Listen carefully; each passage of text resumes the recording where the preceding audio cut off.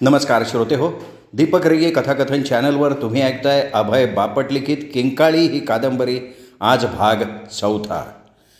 श्रोते हो, कादंबरीच्या 3ऱ्या भागात आपण ऐकलं की पाणिनी आणि सौम्यानी प्रज्ञाची भेट घेतली.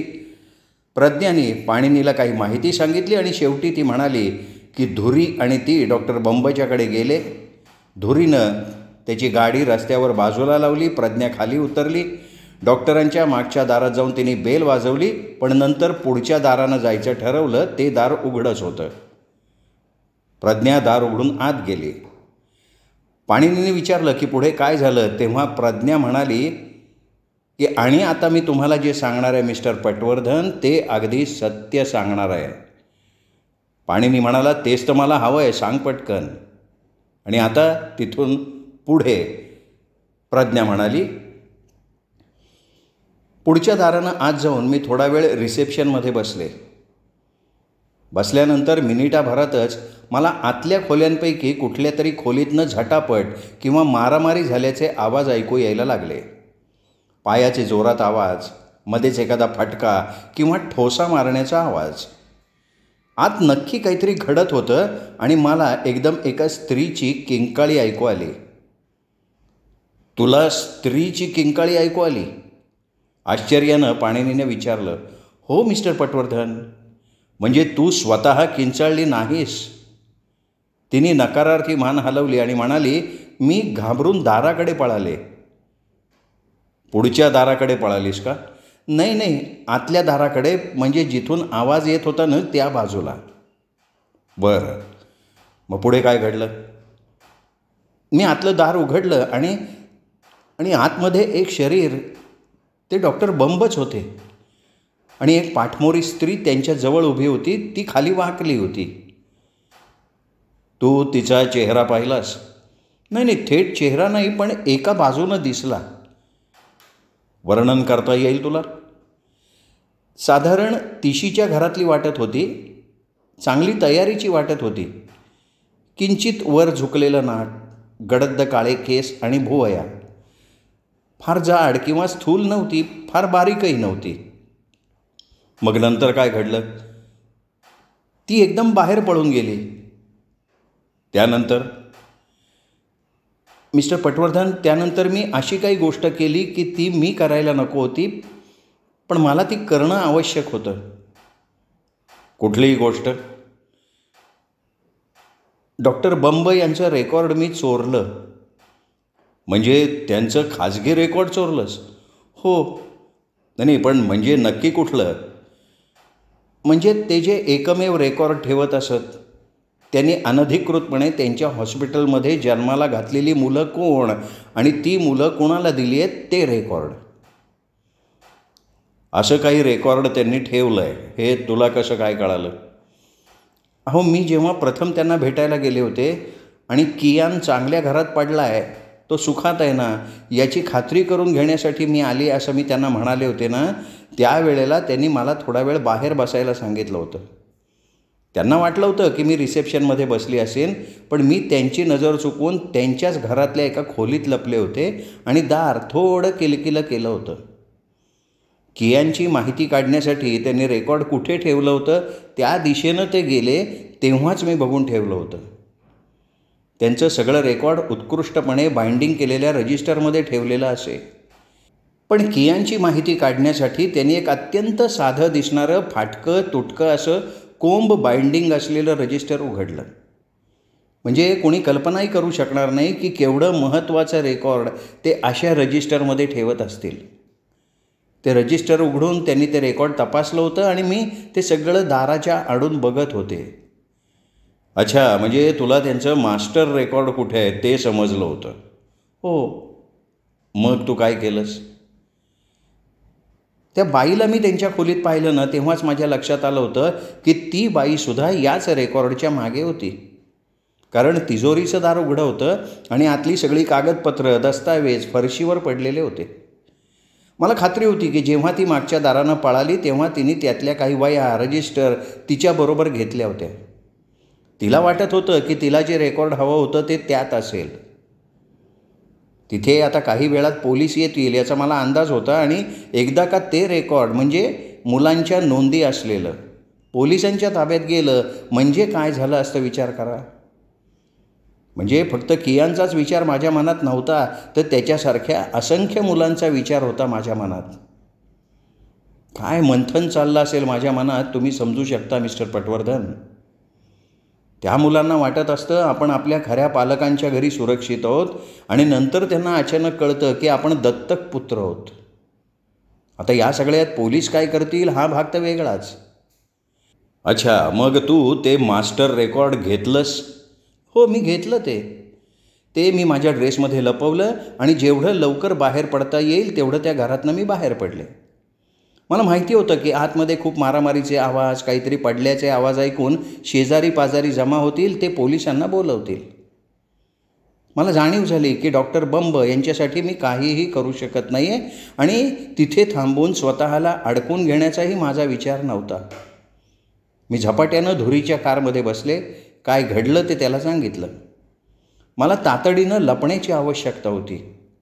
मग त्यांनी मला हायवेवरच्या एका हॉटेलमध्ये नेलं. आम्ही नवरा बायको म्हणून तिथे नाव नोंदवलं आणि धुरी घरी गेले. दुसऱ्या दिवशी पहाटेच ते आले. मला हॉटेलातनं घेऊन गेले. माझी गाडी जिथे लावली होती राजहंस एकर्स त्या ठिकाणी त्यांनी मला सोडलं. मी माझ्या गाडीत बसून माझ्या घरी आले. आणि तुला जर कोणी काही प्रश्न विचारले तर तू काय सांगायचं हे धुरीनी तुला सांगितलं? हां, म्हणजे ते गाडीतलं पेट्रोल संपलेलं असणं, मी पेट्रोलचा कॅन हातात धरून रस्त्यानं चालणं वगैरे वगैरे सगळं. तुला डॉक्टर बंब यांच्याकडे जे गोपनीय रेकॉर्ड मिळालं त्याबद्दल तू धुरीला सांगितलं? नाही, त्याबद्दल मी कोणालाही काही सांगितलेलं नाही आहे. मग ते रजिस्टर कुठे आहे आत्ता? आहे की माझ्याकडे.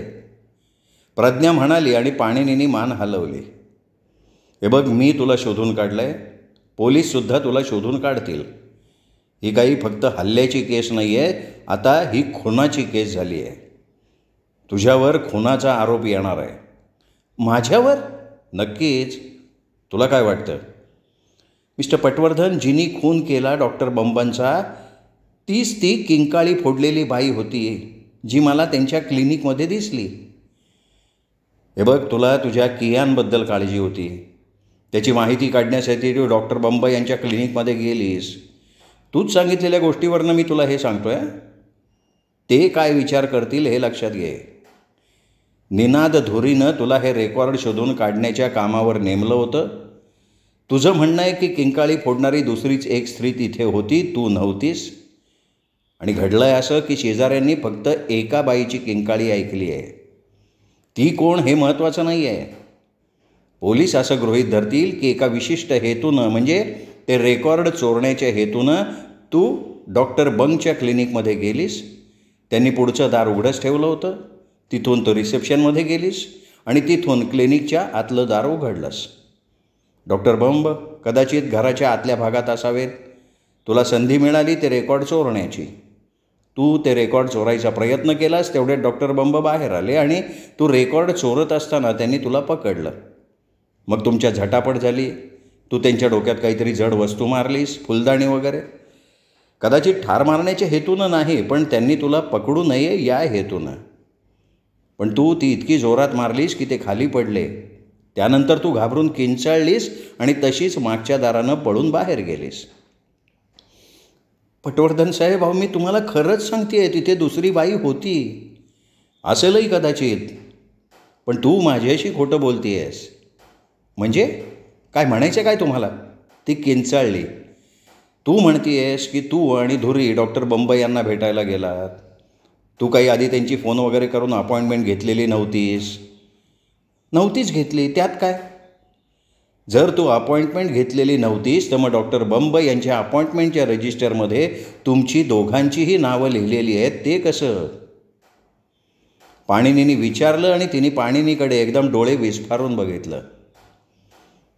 निनाद धुरीने त्याला फोन केला असेल का? पाणिनीने विचारलं. त्यांनी केला असला पाहिजे. आता लक्षात घे, पोलिसांच्या दृष्टीनं सगळ्यात महत्त्वाचा संशयित माणूस म्हणून तूच आहेस. मी जसं तुला शोधून काढलं तसं तेही शोधून काढतील. आता ते चोरलेलं रजिस्टर माझ्याकडे दे आणि इथून निघून जा.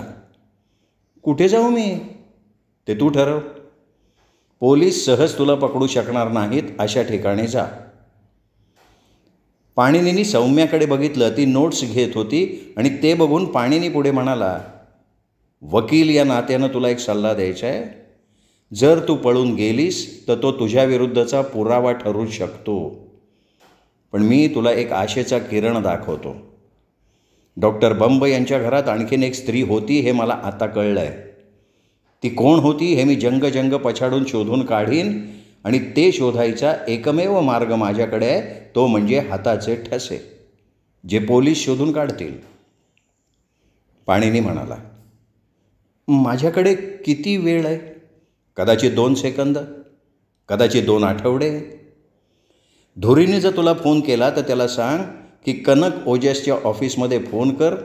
त्याचं आणि माझं ऑफिस एकाच इमारतीत एकाच मजल्यावर आहे आणि तो कुठे आहे त्याचा तपशील कळव. त्याला हे सांग की कनक ओजसच्या ऑफिसमध्ये तो जो निरोप देईल तो मला मिळायची व्यवस्था केलेली आहे आणि हे अत्यंत महत्त्वाचं आहे. तुम्हाला काय वाटतं? धुरी यांनी मला जी गोष्ट सांगायला सांगितली होती ती मी सांगू नये? याबाबतीत मी तुला काही सल्ला देऊ शकणार नाही. तू तुझा वेगळा वकील नेम, त्याला सल्ला विचार. आणि आता तू ते चोरलेलं रजिस्टर मला दे. का? कारण ते पोलिसांच्या किंवा दुसऱ्या कुठल्या ब्लॅकमेलरच्या हाती लागणार नाही याची मला खात्री करून घ्यायची आहे. मी नाही तुम्हाला देऊ शकणार ते. का? नाही, म्हणजे माझा विश्वास आहे तुमच्यावर, पण मला वाटतं ते माझ्याकडे जास्त सुरक्षित राहील. नाही, तुझ्याकडे सुरक्षित नाही आहे ते. तुला पोलीस कधीही पकडू शकतात. तुझी आणि तुझ्या कारची तपासणी करू शकतात. सौम्या मॅडम, तुम्ही जरा इकडे येता का? मला तुमच्याशी खाजगी बोलायचं आहे. म्हणजे 2 स्त्रिया एकमेकांशी जे काही बोलू शकतात ना, तसं. सौम्यानं पटकन पाणिनीकडे बघितलं आणि प्रज्ञाला म्हणाली, हां ठीक आहे, कुठे जायचं आपण? प्रज्ञानं बाथरूमचा दरवाजा उघडला आणि त्या दोघी आत गेल्या. आत गेल्यावर त्याने दार बंद करून घेतलं. 1-2 मिनिटातच दार पुन्हा उघडलं गेलं. दोघी बाहेर आल्या. बाहेर आल्यावर प्रज्ञा पाणिनीला म्हणाली, मी तुम्हाला नाही देऊ शकत ते रजिस्टर पटवर्धन. माझ्या एवढाच तुम्हालाही धोका आहे. माझं आत्ताच सौम्या मॅडमशी बोलणं झालं आहे. एक सुरक्षित जागा आम्ही दोघींनी मिळून शोधून काढली आहे. पाणिनीने सौम्याकडे बघितलं. सौम्यानं आपली मान हलवून पाणिनीला खात्री दिली. धुरीला या रजिस्टरबद्दल काही सांगितलं नाही आहेस ना? त्यांनी पुन्हा प्रज्ञाला विचारलं. तिने नकारार्थी मान हलवली. धुरीवर मी कितपत विश्वास ठेवू शकते हे मला अजूनही माहिती नाही आहे, त्यामुळे मी त्यांना सांगितलेलं नाही आहे. मग ठीक आहे, निघतो आम्ही, पाणिनी तिला म्हणाला आणि सौम्याला घेऊन बाहेर पडला. बाहेर पडल्यावर सौम्यानं पाणिनीला शंका विचारली, ही मुलगी आपली क्लायंट नाही आहे, तरी तुम्ही तिच्याकडे ते रजिस्टर कसं काय मागितलं? कारण ते तिच्याकडे असणं भयंकर धोकादायक होतं. कदाचित निनाद धुरीसाठी सुद्धा धोकादायक असू शकतं आणि तितकंच धोकादायक माझ्याकडे ते ठेवणंही असू शकतं कायद्याच्या दृष्टीने. तुमच्याऐवजी ते मी माझ्याकडे ठेवून घेतलं तर कायद्याचं काय म्हणणं असेल? तुझ्याकडे आहे हे मला माहिती असेल तर मी तुरुंगात जाऊ शकतो. ॲडव्होकेट खांडेकरांना जर कळलं की ते चोरलेलं रजिस्टर माझ्या ताब्यात आलं आहे तर ते मला अडकवण्यासाठी इंडियन पिनल कोडमधल्या सगळ्या कलमांची बेरीज करून माझ्या डोक्यावर मारतील. मग अशा वेळेला तुम्ही काय कराल? मी खांडेकरांना इच्छून सांगेन की मला माहिती नाही आहे ते कुठं आहे. आणि खरं सांग सौम्या, मला सांगितलं आहेस का तू की ते कुठे ठेवलं आहे? नाही सांगितलं मी तुम्हाला. मला सांगा सर, धुरीचं काय? तुम्ही त्याला शोधून काढणार आहात? संपर्क तर करावाच लागेल. प्रज्ञा आणि धुरीचं बोलणं झालं तर आपल्याला कनकच्या ऑफिसमधनं काहीतरी निरोप येईलच. मी कनकला सांगतोय की धुरीच्या घरावर नजर ठेव. तो किंवा त्याची बायको जेव्हा घरी येतील तेव्हा माझ्याशी संपर्क करायला सांग. आज जर धुरीशी संपर्क होऊ शकला नाही तर उद्या सकाळी 7:45 वाजता मी कनकला भेटणार आहे. आज रात्री आपल्याला आता खूप विश्रांती घ्यायला लागणार आहे, कारण उद्याचा दिवस खूप घाई गडबडीचा जाणार आहे असं माझं मन मला सांगतं आहे. दुसऱ्या दिवशी पाणिनी खरोखर सकाळी 7:45 वाजता कनक ओजसच्या ऑफिसात हजर झाला. कनक थोडा उशिराच आला. उशीर झाला आहे तुला, म्हणजे माझ्या कामात काही प्रगती केली आहेस असं म्हणू शकतो का मी? पाणिनीने विचारलं.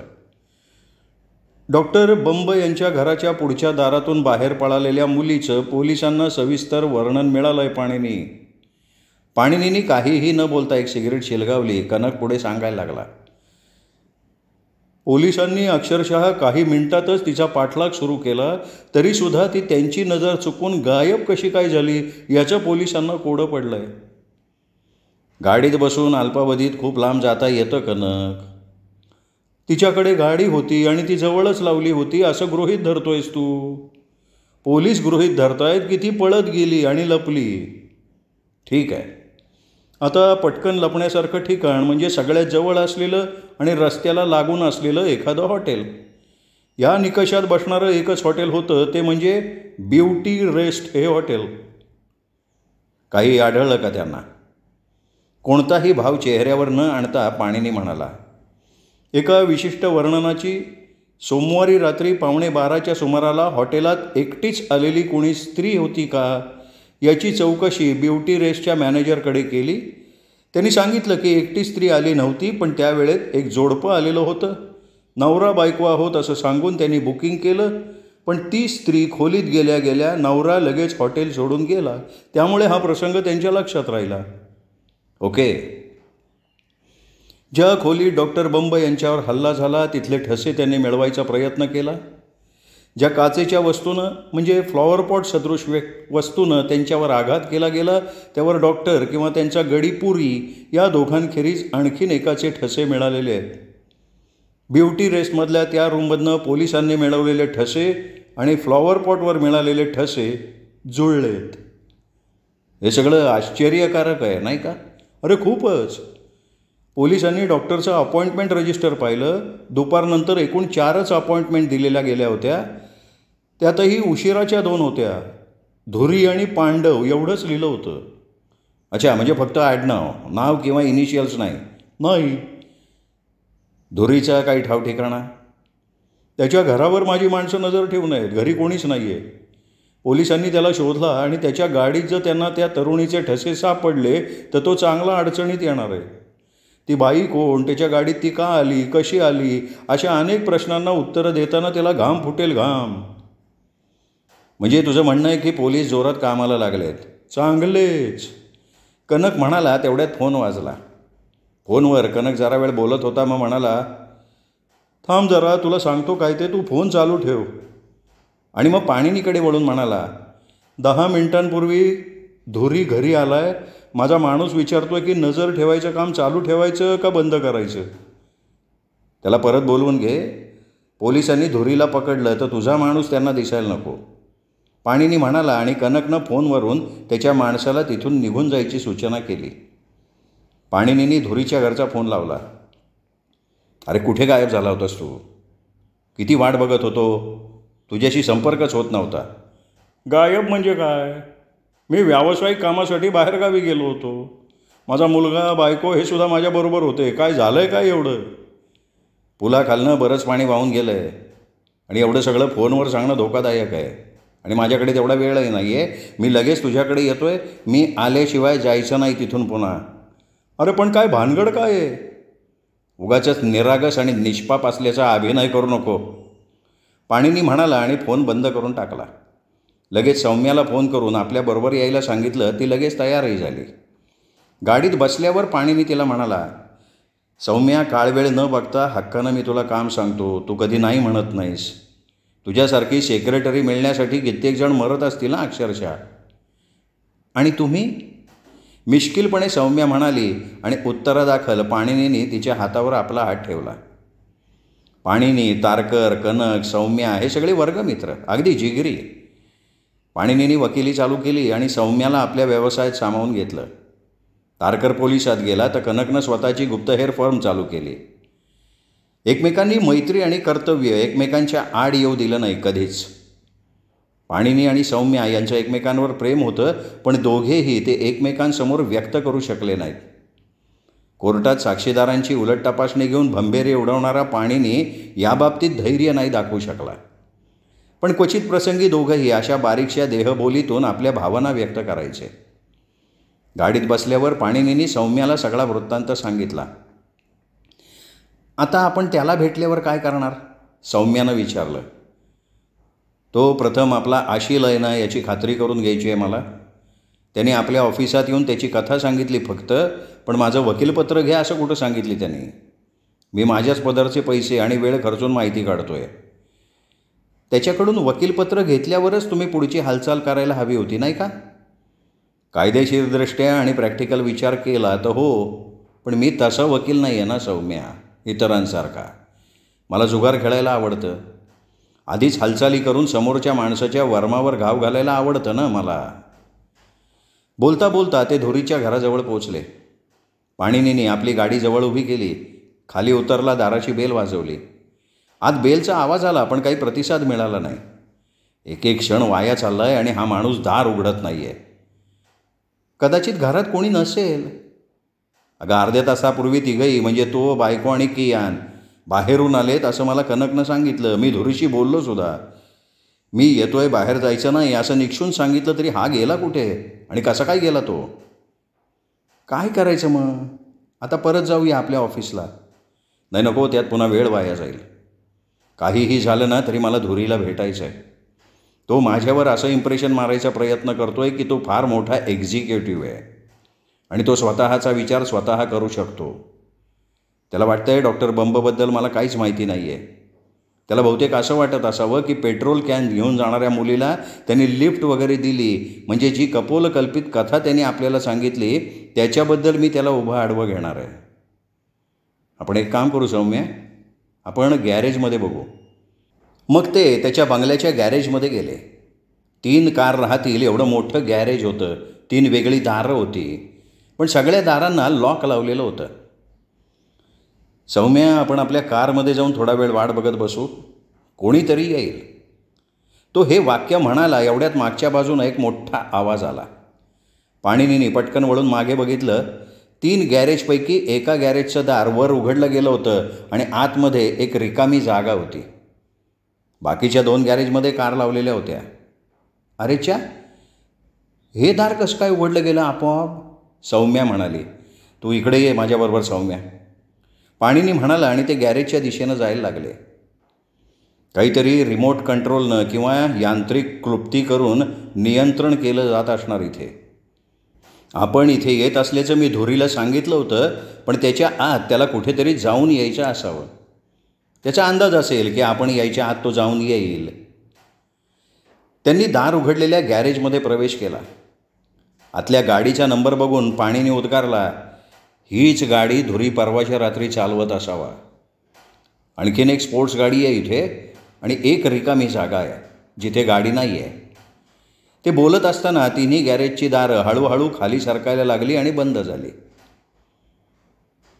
आपण आत आलो तेव्हा बहुतेक कुठली तरी कळ आपल्या हातून म्हणजे आपल्या पायामुळे दाबली गेली असावी, त्यामुळे दार आपोआप बंद झालं असावं. अशीच काहीतरी रचना आत येताना आणि आत आल्यावर केली गेली असावी. अहो हो, पण याचा अर्थ आपण आता आत अडकलो. सौम्या घाबरली. नाही तसं काही नाही आहे. तो बघ, तो एक दरवाजा घराकडे जातो, तो उघडला जातो का ते बघूया. सौम्या त्या दाराच्या जवळ होती. तिने मूठ फिरवली. हा उघडाच आहे. दार उघडून ती म्हणाली, हा एका पॅसेजमध्ये जातो आहे, घराकडे जाणाऱ्या. ठीक आहे, परवा रात्री जी गाडी धुरीने चालवली असं मला वाटतंय, त्या गाडीकडे मला जरा नीट नजर टाकू दे, मला तपासायची आहे ती, पाणिनी म्हणाला आणि त्यांनी त्या गाडीचं दार उघडलं. ओह, तो उद्गारला. काय झालं सर? पेट्रोलचा कॅन. गाडीच्या आतला पेट्रोलचा कॅन हातात धरत पाणिनी म्हणाला, म्हणजे आपल्या कथेला पूरक असा पुरावा निर्माण करण्याचा हा प्रयत्न आहे. तर गाडीच्या आतला कप्पा पाणिनींनी बटण दाबून उघडला. आतून एक कागदाची चिठ्ठीसारखी स्लिप बाहेर आली. सौम्या, आपला हा क्लायंट जास्तच हुशार आहे. त्याने पेट्रोल पंपावरनं फक्त हा कॅनच आणला असं नाही, तर तो खरेदी केल्याचं बिलसुद्धा आणलं आहे. फक्त तो इथे ते गाडीत विसरला. तारीख काय आहे त्याच्यावर? कालच्याच तारखेचं आहे. माझ्याबरोबर भेट झाल्या झाल्या बहुतेक तो लगेच गेला असावा हे खरेदी करायला. आता काय करणार आहात तुम्ही त्याचं? कॅन खरेदीची ही स्लिप मी माझ्या खिशात ठेवणार आहे आणि हा पेट्रोलचा कॅन जिथे होता तिथेच ठेवणार आहे. जेव्हा आपल्याला धुरी भेटेल आणि मोठ्या झोकात सांगेल की पेट्रोलचा कॅन त्याच्या गाडीतच होता, पण तो पुढच्या सीटच्या खाली गेला होता, त्यामुळे त्याच्या ते लक्षात आलं नाही, त्यावेळी मी त्याला विचारीन की दुसऱ्या कॅनचं काय झालं. तेव्हा तो मोठा आश्चर्य चेहऱ्यावर आणून म्हणेल की दुसरा कॅन म्हणजे मला काय म्हणायचं आहे नेमकं. मग त्यावेळेला मी माझ्या खिशात असलेलं बिल बाहेर काढीन, त्याला दाखवीन. त्याच्यापुढे ते बिल नाचवत त्याला विचारीन, या दुसऱ्या कॅनबद्दल बोलतोय मी.